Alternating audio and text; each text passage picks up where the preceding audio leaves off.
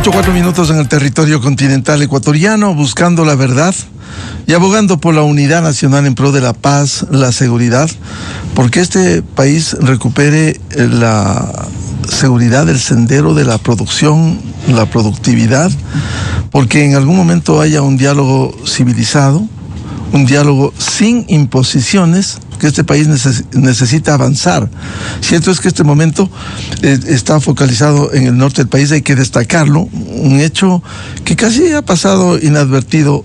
Se logró en esta ocasión, a diferencia de octubre 2019, junio 2022, que Quito, la capital política, siga respirando un aire de normalidad, de tranquilidad, de trabajo más allá de las voces aisladas que pudiera haber. Con este antecedente quiero dar la bienvenida al señor presidente de la República, Daniel Noboa Sin. Lo invitamos para evaluar temas de interés. Quisiera empezar con el tema de la coyuntura de seguridad. ¿Cómo hablaremos de la economía también y de otros temas sociales? ¿Cómo superar el momento, señor presidente, con los actos de violencia, vandalismo y terrorismo que se han evidenciado, que le tiene bloqueado parcialmente al sector productivo, aunque focalizado en el norte, pero incide en el resto y genera incertidumbre? La mayoría de ecuatorianos quiere un alto a esto para volver a su relativa normalidad. ¿Cómo salir de esto? Porque también corresponde al gobierno que ponga orden y aplique la ley. Señor presidente, muy buen día. Muy buen día. Sí, primero hay que entender qué es lo que está pasando en Imbabura, qué es lo que está pasando en el norte de Pichincha, qué es lo que pasa en Carchi. La gran mayoría de las personas que se manifestaron en las últimas elecciones, en donde nosotros pues tuvimos una votación muy importante, la mayoría de la gente quiere trabajar, la mayoría de la gente quiere tener una actividad productiva, ven que la economía está caminando y que ellos en este momento están siendo relegados por grupos que en un caso sacaron menos del 5% en la primera vuelta, en el otro caso sacaron menos del 1%. Pacha Terán fue candidata a vicepresidenta, por ejemplo. Entonces, es también un atentado a la democracia. Es un atentado a la democracia. Siempre existe diálogo con los ecuatorianos, siempre existe diálogo con las comunidades. Por eso tampoco se ha vuelto un paro nacional, sino un paro focalizado. Y no solo un paro focalizado, sino que la gran mayoría del Ecuador se sigue moviendo. Es porque hemos tenido un diálogo constante con las comunidades. Hemos dado ayuda focalizada en las zonas de mayor necesidad, en la parte agrícola, en la parte productiva, en la parte de bonos. ¿Cuánto se ha destinado? Bueno, lo que va del programa, estamos ya cerca de los $100 millones y a lo largo de los próximos 6 meses vamos a entregar en ayudas, en bonos, en incentivos productivos más de $500 millones. Eso hay que recalcarlo porque al mismo tiempo tenemos voces, especialmente voces contrarias, que quieren pues marcar una narrativa de que estamos en la M, punto suspensivo. Vamos a citar específicamente a uno. El Ecuador en septiembre, y estamos hablando de que la eliminación del subsidio del diésel fue el 15 de septiembre. En septiembre creció en el 13.2% las ventas. La inflación fue 0,08%. ¿Qué significa? Que no se disparó la inflación, no se disparó el costo de la vida. Por eso pudimos nosotros hacer este programa, es quitarle el financiamiento a los grupos narcoterroristas y darle el beneficio que antes era en forma de subsidio a la gente que más lo necesita de verdad. Señor presidente, decía Quito. Bueno, Quito de alguna manera se refleja la tranquilidad, el trabajo, el orden. ¿Qué se hizo para evitar lo de octubre de 2019, junio de 2022? Bueno, protegimos Quito. Y eso se puede ver claramente en las cifras, en el movimiento económico de Quito. Y proteger la capital fue esencial, porque ¿qué es lo que buscan siempre la gente que quiere desestabilizar? Quiere evidenciar la falta de poder o tomarse o conquistar, si quiere poner en términos imperiales, a la presidencia de la República. Entonces, ¿qué se hizo? se movilizó la presidencia de la República. ¿Dónde? En la casa de ellos. Estuvimos en Latacunga, estuvimos en Riobamba, estuvimos en Otavalo, estuvimos en Ibarra, haciendo base. Es más, en Latacunga, el día que nos hicieron a nosotros una marcha de 400 personas, 7.000 personas fueron directamente a la sede del movimiento indígena en Latacunga para mostrar el poder real de las personas. Eso no fue militar, eso no fue de la policía, eso fue simples ciudadanos que ya estaban hartos que una minoría agarre la bandera como si fuese del pueblo y desestabilice y exija cosas que no se pueden. Presidente, si la Constitución consagra el libre tránsito por el país, lo de Imbabura no había ocurrido en la historia reciente. ¿Cómo controlar, cómo despejar y permitir que aquellos que quieran hacer libremente comercio, industria, puedan circular? ¿Qué va a hacer usted? A ver, también el derecho al trabajo. Tenemos imágenes en el cual se ve manifestantes, algunos de ellos hasta extranjeros, manifestantes ponchándole las llantas a gente que anda en bicicleta, en moto, que trabajadores, ni siquiera pues los dueños de las empresas, aparte atacando empresas, atacando florícolas, atacando locales pequeños, de gente que su vida, su patrimonio es eso. Por eso nosotros estamos tomando ya una decisión más fuerte. Vamos a abrir todas las vías entre hoy y mañana. Y tenemos un programa de reactivación económica a las víctimas de estas manifestaciones violentas, de más de 50 millones de dólares para Imbabura, para el norte Pichincha y para el sur de Carchi. ¿Eso de ahí va para quién? Va para el joven que quería ir a trabajar y le dañaron la moto. Eso va para el dueño de la ferretería pequeña en Otavalo que le destruyeron absolutamente todo. Para el pequeño productor de leche que le hicieron botar la leche porque no podía sacar su producto. Para las víctimas, no para los manifestantes violentos que a base de la violencia quieren exigir y afectar al resto del país. Se va a seguir protegiendo Quito, que ha sido un bastión de la Se va a seguir protegiendo el Ecuador. Se va a seguir protegiendo Quito, especialmente porque, aparte de ser el bastión de la democracia, es nuestra capital y debemos hacer respetar nuestra capital. Tenemos las cifras de lo que pasó en el año 2019, 2022 y 2025, que obviamente pues nuestros opositores y la gente que se opone al cambio, la gente que se opone a la consulta, la gente que se opone a las bases extranjeras, la gente que se opone a la reducción de asambleístas, la gente que se opone también a no dar financiamiento público a partidos políticos y se oponen a una constituyente, ellos quieren cambiar la historia, pero los números no mienten. En el 2019, más de 1.228 detenidos, destrucción y afectación de más de 1.000 millones de dólares en Quito. En el 2022 más de 2.000 millones. En el 2025 ahora ni siquiera una centésima de eso en afectación en Quito. ¿Por qué? Porque supimos proteger la ciudad y el presidente, como comandante en jefe también, fue a los lugares más afectados y más candentes, se puede decir, a dar la cara. No se refugió en el palacio para que destruyan la ciudad. Salió a poner el pecho a las balas antes de que toquen la capital. Ahora, más allá de una movilización indígena, señor presidente, quizás en el Ecuador no se dimensiona el momento que estamos viviendo en medio del conflicto armado interno, en medio de la lucha contra los grupos delincuenciales organizados, el narcotráfico, la narcopolítica. Quiero preguntarle, ¿se puede hablar quizás de una incipiente islamización de los sectores más violentos de la protesta en el Ecuador? Le pregunto si existen indicios de vinculación entre la extrema izquierda, Irán, Venezuela, el narcotráfico, hoy la minería ilegal, e incluso medios de comunicación antioccidentales, Rusia Today, Al Jazeera, el tema de Telesur. ¿No puede haber esto? A ver, hay de todo, ¿no? Vemos mucho conflicto a nivel internacional, vemos también, según reportes de inteligencia, según también cooperación que hemos tenido con los Estados Unidos, con países del Medio Oriente como Emiratos Árabes Unidos, que hay presencia de estos grupos radicales en Venezuela, en Colombia, y han ingresado también en el Ecuador. Eso es punto uno. Punto dos, eso se mezcla con la criminalidad pura.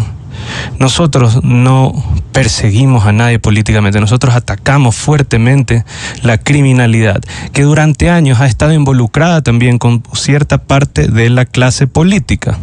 Pero nosotros seguimos al delito, no seguimos a las personas por cómo piensan, ni seguimos tampoco a nadie por su postura ideológica. Lo que sí somos muy duros es contra la minería ilegal. Se vio cómo bombardeamos Buenos Aires, cerramos más de 700 bocaminas en Buenos Aires. ¿Van a seguir bombardeando? Vamos a seguir atacando todos los focos de minería ilegal y todas esas organizaciones que, apoyando a los mineros ilegales, tratan de afectar la minería legal responsable y tratan de afectar también el comercio nacional, porque es una forma de lavado. La minería ilegal también es una forma de lavado. Hoy pues el oro está arriba de 4.100, la onza Troy, eso de ahí es impresionante. Nosotros cuando entramos al gobierno estaba en 1.700 aproximadamente, hoy está en 4.100, la rentabilidad es impresionante, ya está casi igual o igual de rentable que la droga. Entonces estos grupos criminales no solo están metidos en drogas, sino están metidos también en minería ilegal. Muchos han creado empresas de papel que no se les ubica, el Estado les ha permitido porque se puede exportar el oro legalmente. Bueno, ahora tenemos grandes controles, ahora tenemos controles con la UAFE, ahora tenemos controles con la Secretaría de Integridad Pública y eso no les está gustando. No les está gustando tampoco que estamos evidenciando la conexión entre la minería ilegal y el narcotráfico y el tráfico de combustibles con figuras políticas, que ahora dicen que es persecución política. Nosotros no perseguimos a nadie políticamente, nosotros perseguimos a los criminales y nosotros fuimos elegidos para que no exista esa impunidad. ¿Qué hacían gobiernos anteriores? Sabiendo todo lo que pasaba, sabiendo toda la relación criminal que había entre figuras políticas y pues organizaciones criminales, dejaban de pasar a veces cosas para conseguir unos votitos en la asamblea o dejaban de pasar cosas para que no haya problemas en una ciudad o en otra. Nosotros fuimos elegidos por otra razón, para que todos los ciudadanos se sientan en un país seguro, en un país digno, en un país con justicia y no solapar a ningún criminal. Señor presidente, sin descuidar este combate a los grupos delincuenciales organizados, el narcotráfico, la narcopolítica, también hay un sentimiento, la gente dice, la seguridad ciudadana. Esos asaltos, robos, extorsiones que pueden ser pequeños, pero que le afectan al ciudadano común. ¿Cómo enfrentar eso? Bueno, primero, en los municipios, donde vemos muchos funcionarios que están metidos en la criminalidad, primero sacar a esos malos funcionarios. Segundo, tiene que haber una cooperación real, siempre teniendo el control la Policía Nacional, el Ministerio del Interior, sobre cámaras, sobre movilidad, sobre entender también los esquemas criminales. Eso de ahí no. Inteligencia. Correcto, pero eso ahí no puede ser tener que andarles pidiendo a cada rato a un municipio a ver si es que por favorcito ayudan y colaboran, porque después si es que pasa algo, nadie le echa la culpa al municipio, le echan la culpa al gobierno central, le echan la culpa al Ministerio Interior, le echan la culpa a la policía, le echan la culpa a los militares.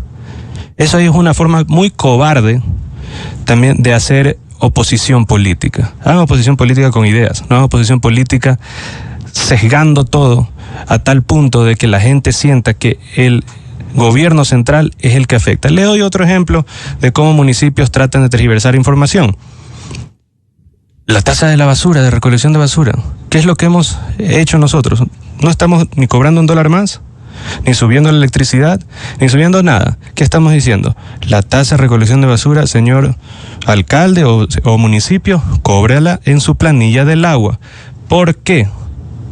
Porque cuando la cobra en la tarifa eléctrica, basada en una fórmula inventada por ellos mismos, la gente dice, pues no, porque el Estado me está subiendo la luz. Pero es la tasa de recolección de basura que ellos mismos están tratando de cobrar más y echándole la culpa al Estado. El momento que se para la planilla y el quiteño pues tendrá su planilla de electricidad y tiene su otra planilla de agua y recolección de basura, ahí podrán ver que el Estado no está subiendo la electricidad, ni tampoco va a subir el gas, como algunos conchudos quieren decir. Ahora, el acompañamiento de la justicia, si bien aquí hay una independencia de funciones, al menos así se le entiende, ¿cómo lograr el comprometimiento de la justicia que acompañe en medio de estos procesos? Día a día vemos cómo se apresa, se desbarata bandas. El escenario no es el Consejo de Seguridad Pública del Estado que usted preside, el COSEPE, donde están las diferentes funciones, incluso la Administración de Justicia. Pero por supuesto, necesitamos una cooperación fuerte de parte del sistema judicial y también una selección de jueces probos, que sean que tengan un compromiso con el país, principalmente, no un compromiso con las mafias. Debemos de trabajar en conjunto con la función judicial, tiene que haber concursos reales para tener mejor calidad de jueces, y algo que nosotros hablamos con el Consejo de la Judicatura y lo propusimos, inclusive propusimos dar un financiamiento adicional, es que exista preparación y capacitación de parte del Consejo de la Judicatura para futuros jueces. Entonces, estudiantes de Derecho que se gradúan, que están haciendo o que han hecho una maestría, que el mismo Consejo de la Judicatura vaya preparando la próxima generación de jueces con apoyo del gobierno central. Señor presidente, hablemos de la consulta popular. Hablaremos de los desafíos, pero quisiera empezar con el tema negativo. Ha hecho quizás el escenario si no gana la consulta, al menos la convocatoria a la Asamblea Constituyente, porque si el país necesita, por ejemplo, las reformas parciales de la Constitución, ayuda militar extranjera en bases ecuatorianas, la reforma política, la reducción de la Asamblea que ha sido tan cuestionada, el tema también del no financiamiento. En el tema de la Constituyente, ¿ha hecho el escenario si no gana el sí en la consulta? Sí, eso es la decisión del pueblo. Pero si no... ¿Y qué hará usted? Aceptar la decisión del pueblo, pero ¿qué más voy a hacer ahí? Si yo estoy aquí sentado por el pueblo. Al final el artículo 1 de la Constitución dice exactamente lo mismo. El poder reside al final en el pueblo. Pero ha empezado una corriente bien,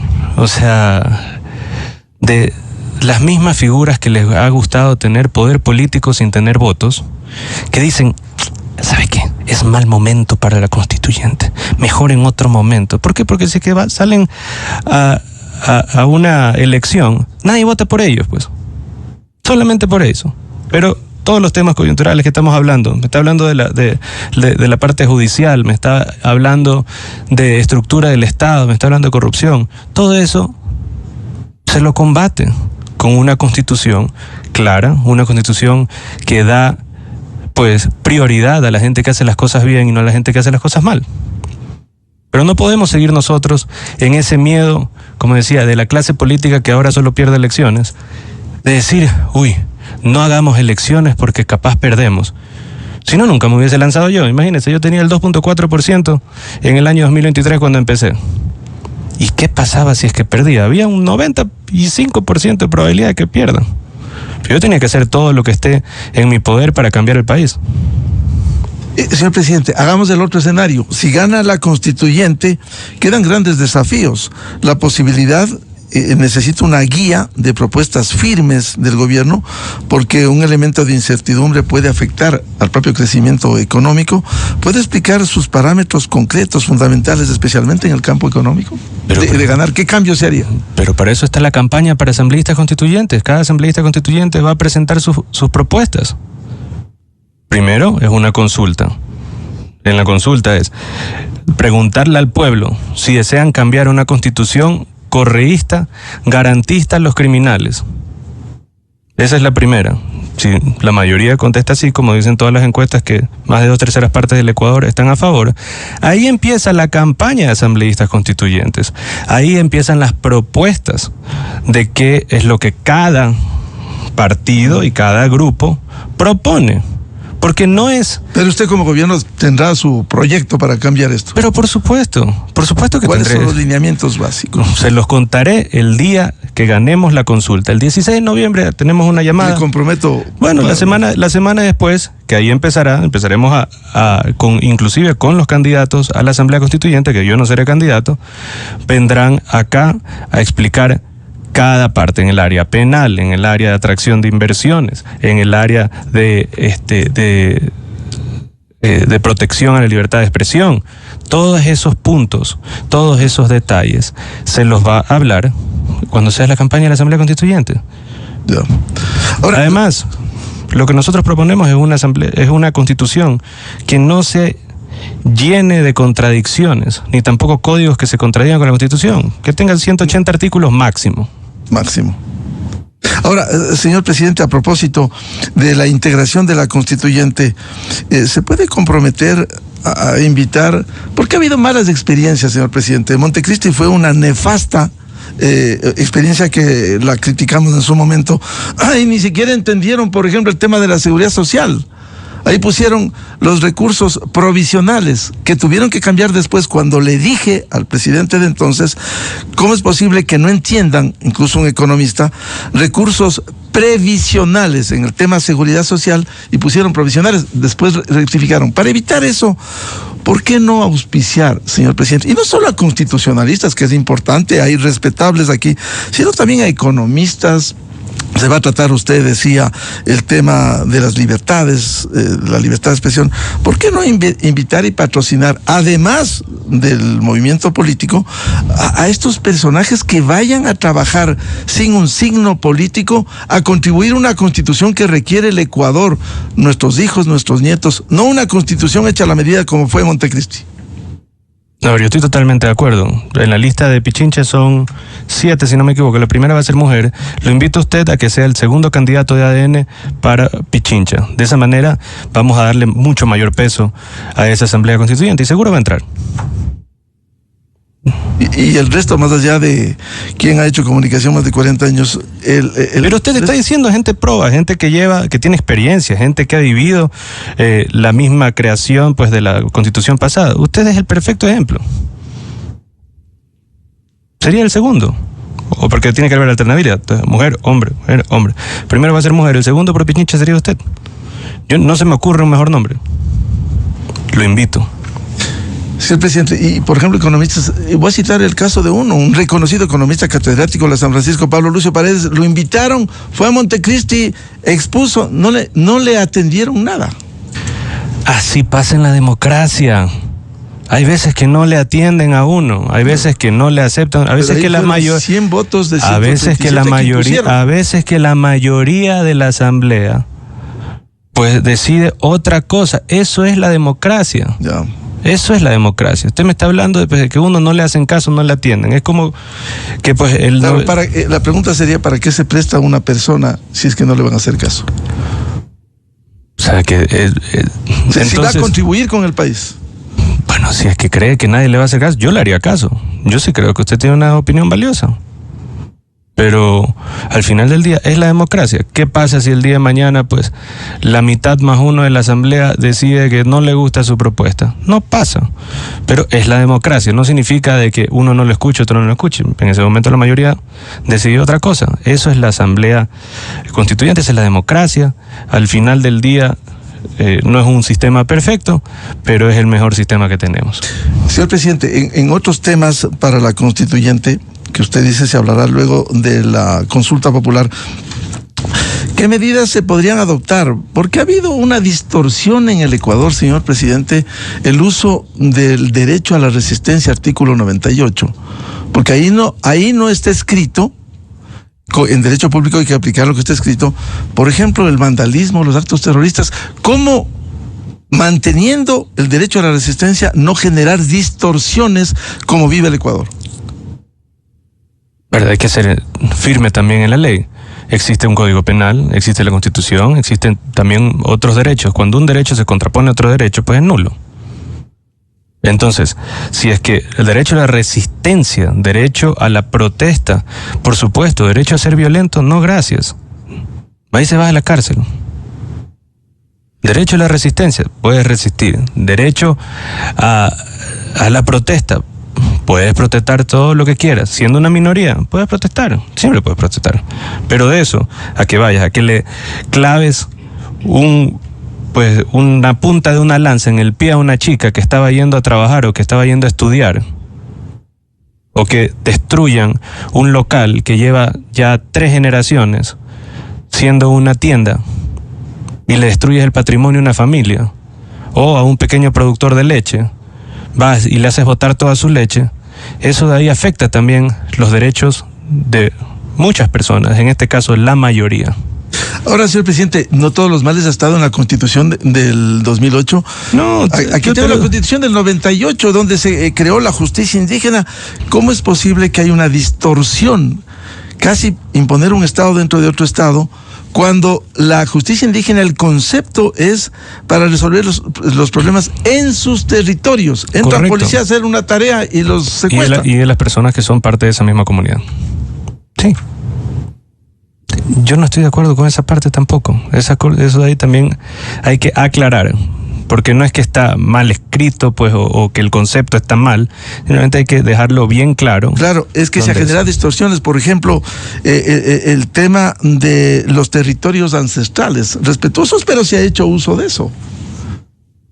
Sí, pues eso es un abuso también. Eso de ahí es un abuso. El Ecuador es uno solo. El Ecuador es un país democrático, es una república, y todos somos sujetos de la ley. Y todos tenemos que seguir las mismas normas, las mismas leyes y tener los mismos derechos. Si no, empezamos a hablar de un país de hiperexcepcionalidades, y ahí es cuando todo empieza a distorsionarse. Después los fronterizos quieren tener más derechos que los del centro quieren tener más derechos de los de la costa quieren tener más derechos que la Amazonía quiere tener más derechos que los de la Sierra Centro. Cuando empezamos a hacer esas hiperexcepcionalidades, entonces, o sea, ¿cuál es cuál es el punto? El punto termina ahí creando subestados dentro de una sola república.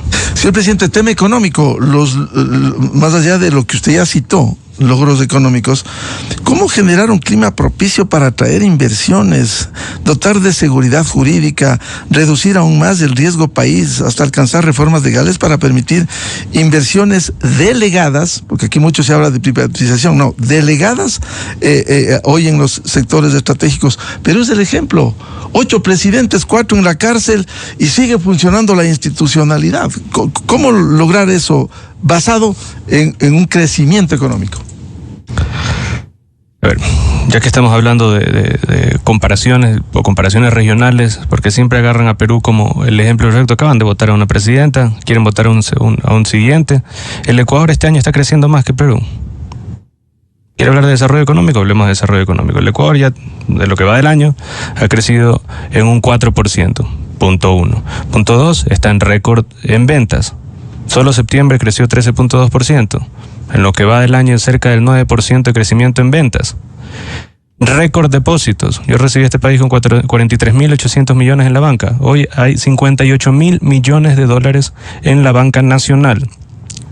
Pero yo me puedo quedar aquí hablando, pues incluso lo puedo invitar a Pablo Lucio Paredes y volverle un tema económico que las cifras dicen. Pero ¿cuál es el indicador más importante?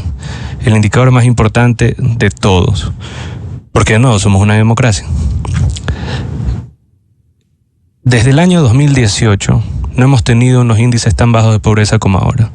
Está en el 24% según el reporte del primer semestre de este año. Y va a terminar al final de este año en menos de ese 24%. Por eso los correístas están enloquecidos. Por eso ciertos elementos negativos del movimiento indígena están enloquecidos. Porque dicen, este desgraciado, el 31 de diciembre nos va a poder mostrar que redujo la pobreza. Nos va a poder mostrar también que hay el mayor empleo adecuado desde el 2018. ¿Y sabe cuál es la provincia que ha tenido el mayor crecimiento en empleo adecuado este año? Le invito a que adivine. ¿Imbabura? Cotopaxi. Cotopaxi. El subempleo lo hemos bajado al 17.6%. Cotopaxi, la casa de Isa, pues también. ¿Por qué cree que no se le levanta a la gente? Pues la gente está tranquila, trabajando, le está yendo mejor, ve paz en su sociedad. Eso de ahí es un indicador. Ayer estaba hablando con mi equipo y hay algo que técnicamente es correcto, pero comunicacionalmente y socialmente es lo que tiene más peso. Le pregunto, ¿la reducción de la pobreza es un tema económico o es un tema social? Es un tema económico y social. Pero si le pregunta a la mayoría del Ecuador, porque también hicimos esa prueba, más del 60% le va a decir que es un tema social.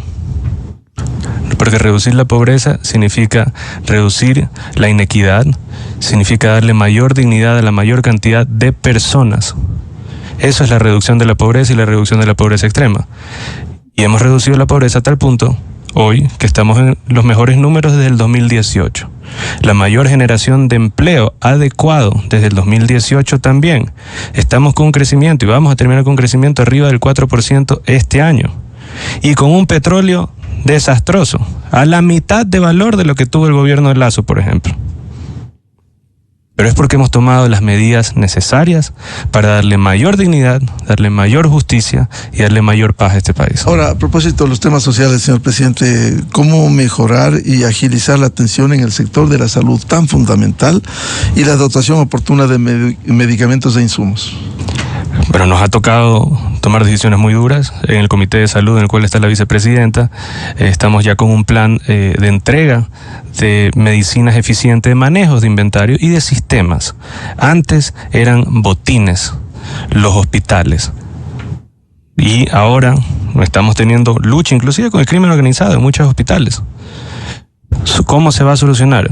Con recursos que ya los estamos dando y con sistemas, que no sea discrecional a una persona que decida localmente, sino que exista un sistema automatizado como HealthBird, que lo estamos implementando en el Ministerio de Salud Pública y ya en el IES a final de mes, para que se pueda asignar citas, se pueda manejar inventarios de una manera mejor, se pueda tener medicina siempre de primer nivel para todos los ecuatorianos, porque no es que no han habido necesariamente los recursos, se los han robado.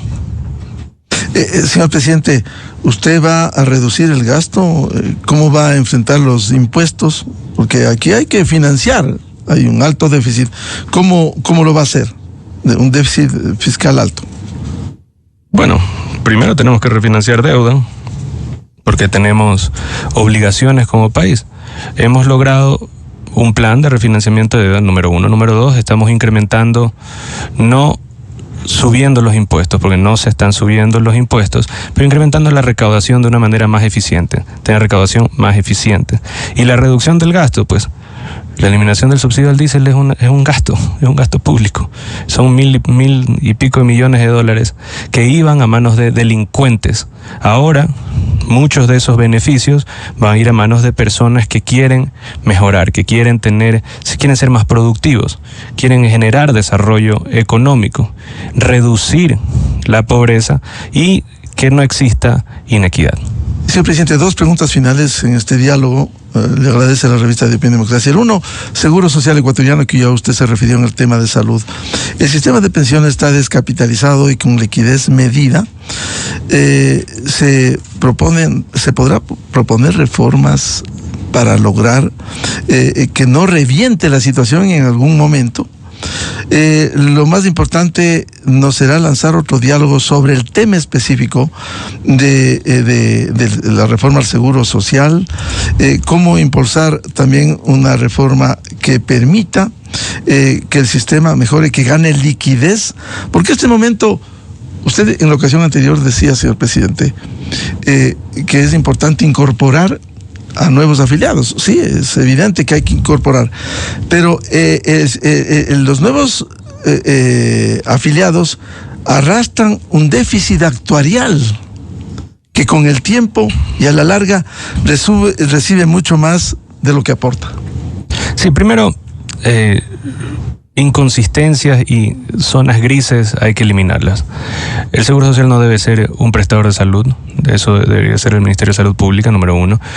Y el IES necesita también un desarrollo y generación de ingresos basado con inversiones mejores que las que tiene ahora.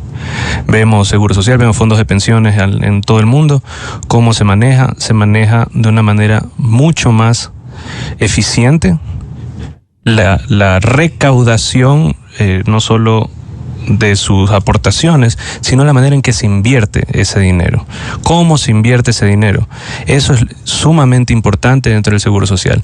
Y tiene que existir un plan basado en la proyección demográfica de cómo vamos a poder financiar las pensiones del futuro. ¿Qué es lo que tiene de ventaja el IES y qué es lo que tiene de ventaja el Ecuador en este momento? Que el pico de nacimientos en el Ecuador fue entre el año 2004 y el año 2011.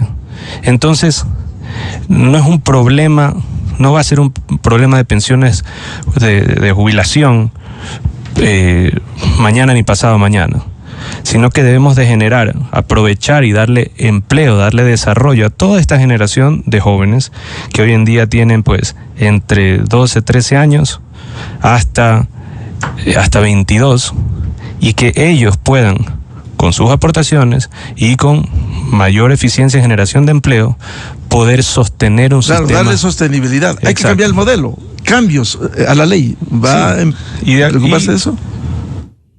Tiene que haber cambios, tiene que haber mayor eficiencia en cómo se usan los recursos y cómo las aportaciones. Eso implica reformas. Cómo se puede sostener en el tiempo. Tiene que haber un análisis real con un gráfico de tornado de ver, cuáles son las generaciones de mayor cantidad de personas, cómo les vamos a dar empleo, educación a estas nuevas generaciones para que puedan sostener pensiones jubilares. Solo el 5.6% del Ecuador está en edad de pensión. Y el 40% están entre 14 y 35 años. Entonces no es un tema de pensiones, es un tema de cómo se reestructura y se vuelve la generación de empleo. Eso da un incremento en valor total de aportaciones. Eso implica reforma laboral también. Más que reforma laboral, eso implica una reforma dentro de cómo se administra también las inversiones dentro del IES. Van a ser las dos cosas. ¿El BIES ha fracasado? El BIES fracasó por años. Hoy el BIES está siendo rentable, está siendo eficiente y está prestando muchísimo dinero para créditos hipotecarios. La construcción, por ejemplo, ha subido en un 30% entre agosto y octubre. 27%. Ya se ve que la gente está construyendo más. Eso permite al BIES financiar a menos del 5% créditos hipotecarios y adicional a eso puede darle pues una mayor atención a todos los que están afiliados al Seguro Social. Finalmente, señor presidente, ¿qué respuesta espera del mensaje que usted le enviara al presidente Donald Trump? Bueno, los Estados Unidos, yo creo que ya se ha dado cuenta que en la región hemos sido los únicos que verdaderamente están en una lucha directa contra el narcotráfico y contra el terrorismo y contra la minería ilegal. El presidente y el gobierno americano han dado un mensaje muy positivo y en las próximas semanas pues podremos dar buenas noticias al pueblo ecuatoriano. ¿Noticias económicas, seguridad, de qué? Seguridad, más que nada, seguridad y económicas, pero principalmente seguridad. Esto es un problema transnacional y se necesita apoyo de países que estén con la misma visión de acabar con el mal, acabar con el terrorismo, acabar con el narcotráfico, acabar con la minería ilegal. Y si tenemos países que están dispuestos a operar en conjunto, respetando nuestra soberanía en el Ecuador, creo que es un momento histórico para el Ecuador decidir eso. Bien, al señor presidente de la República, Daniel Noboa-Sin, gracias por atender la invitación de la revista de Opinión y Democracia. Bueno, muchas gracias y espero, pues, ya sabe, el 16 de noviembre, después de eso vemos. Yo estoy seguro que vamos a ganar con el sí. Usted será nuestro segundo candidato en la lista de Pichincha para la Asamblea Constituyente. Soy comunicador. Porque sí, pero usted mismo dice que necesitamos buenos comunicadores, necesitamos buenos doctores, buenos economistas, buenos juristas. Pues necesitamos de todo un poco. Hay bastantes y hay que invitarlos, hay que patrocinarlos, señor presidente. Yo creo en usted. Muchas gracias.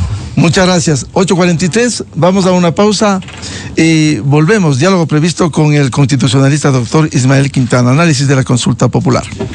Supermaxi te invita a la Gran Cava este 24 y 25 en Quito. Este es el evento de vinos más grande del Ecuador. 2 días para descubrir sabores, aromas y vivir momentos únicos con más de 60 marcas de vinos nacionales e internacionales, gastronomía de alto nivel y música en vivo. Ven a la Gran Cava Supermaxi en el